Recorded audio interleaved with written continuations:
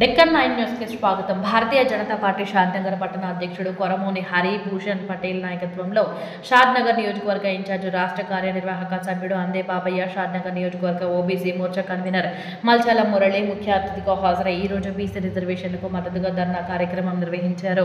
42% BC reservation అమలుకు Bharatiya Janata party పూర్తి మద్దతు ప్రకటించింది. ఈ సందర్భంగా షాద్నగర్ పట్టణ ఓబీసీ మోర్చా అధ్యక్షుడు మంగా విజయ్ కుమార్, టౌన్ ఓబీసీ మోర్చా ప్రధాన కార్యదర్శి నందు, ఓబీసీ బంధు ఈ కార్యక్రమానికి బాధ్యత వహించారు. ఈ ధర్నా కార్యక్రమంలో పాల్గొన్న ప్రముఖ నాయకులు పియత్ అశోక్, వంశీ కృష్ణ, శ్రీనివాసాచారి మఠం, రిషికేశ్ మోహన్ సింగ్, లస్కర్ నాయక్, సుధాకరప్ప, ప్రశాంత్, మల్చాలం రాము, జంబుల నరసింహులు, రంగన్న గౌడ్, శ్రీహరి గౌడ్, డి వెంకటయ్య, శ్రీరామ్, శ్రీనివాస తదితరులు పాల్గొన్నారు. ఈ సందర్భంగా రాష్ట్ర కార్యవర్గ సభ్యుడు అందే బాబయ్య మాట్లాడుతూ బీసీ రిజర్వేషన్లు రాజ్యాంగబద్ధంగా గుర్తింపు పొందిన హక్కులు అయితే ప్రస్తుత కాంగ్రెస్ ప్రభుత్వం ఈ విషయంలో పారదర్శకత లేకుండా రాజకీయ ప్రయోజనాల కోసం ప్రజలను దప్పుదారి పట్టిస్తుంది. కోర్టు తీర్పు ద్వారా ఈ అక్రమాలు బయటపడ్డాయి. బీసీ సమాజానికి నిజమైన న్యాయం జరగాలంటే కేవలం 42% బీసీ రిజర్వేషన్లు మాత్రమే అవసరం మరియు అన్య మతస్థులను చేర్చడం ద్వారా సమయం వృధా చేయబడింది. బీసీల పట్ల నిజమైన చిత్తశుద్ధి ఉంటే నేడు షాద్నగర్ ప్రజలందరూ మన బీజేపీ కార్యకర్త పసుపుల ప్రశాంత్ బీసీల కోసం నిజం మాట్లాడుతుండగా మైక్రోఫోన్ ఊదడం అని కాంగ్రెస్ జై బీసీ, బీసీల ఐక్యత వర్ధిల్లాలి.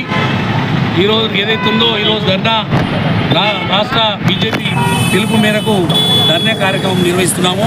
42% ఇయ్యనికే మా అధిష్టాన వర్గం, మా బీజేపీ అనుకూలంగా ఉంది.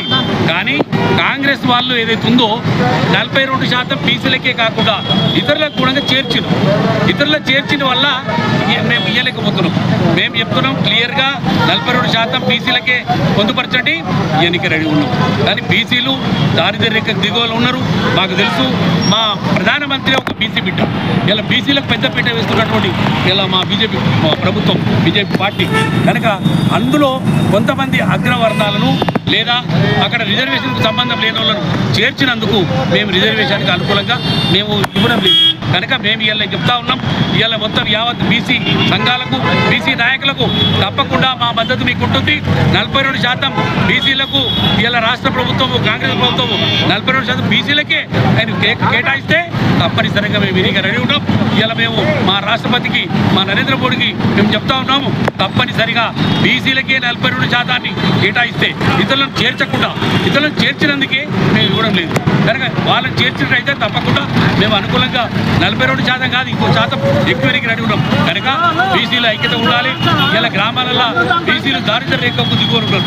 ఈ 42% వస్తే వాళ్ళు విద్యార్థులు చదువుకొని మరి పండి రంగాల ఎదుగుతారు, వాళ్ళకు ఉద్యోగాలు వస్తాయి. ఉద్యోగాలు వస్తే డబ్బులు వస్తాయి ఆర్థికంగా ఎదగలుగుతారు.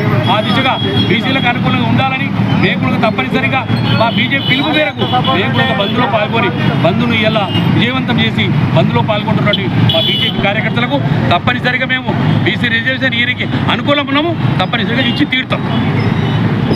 పాల్గొనండి. ఈనాడు బీసీలకు ఏదైతే 50% నుంచి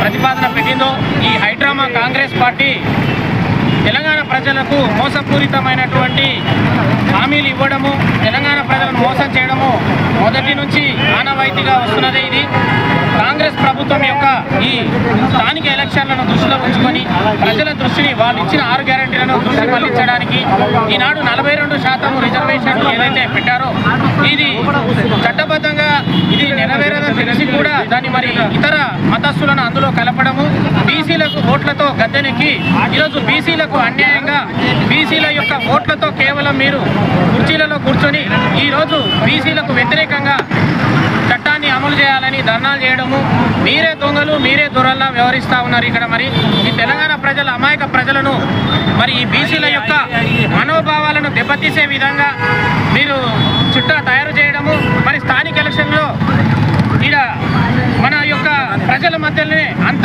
మత కలహాలు, కుల కలహాలు సృష్టించడం కేవలం ఇది కాంగ్రెస్ పార్టీకి మాత్రమే సాధ్యమైంది.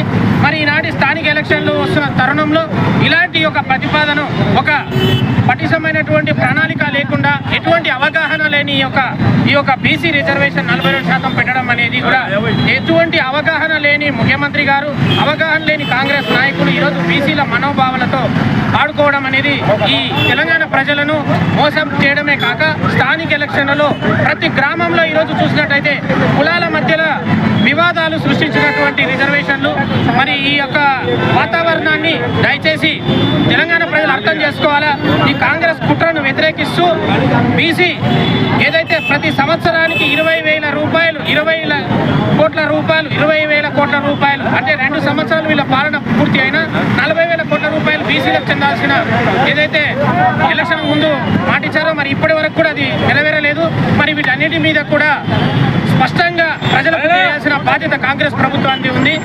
ఈ యొక్క అంశాలపైన పూర్తిగా వివరణ ఇవ్వాల్సిందిగా బాధ్యత వహిస్తూ కాంగ్రెస్ పార్టీని మేము డిమాండ్ చేస్తా ఉన్నాము. తెలంగాణ ప్రజలు మోసపోవద్దు. కాంగ్రెస్ అబద్ధపు హామీలను ఎప్పటికీ నెరవేర్చదు. ప్రజలు మోసపోవడం సిద్ధంగా ఉన్నంత కాలం కాంగ్రెస్ ప్రభుత్వం మోసం చేస్తూనే ఉంటుంది.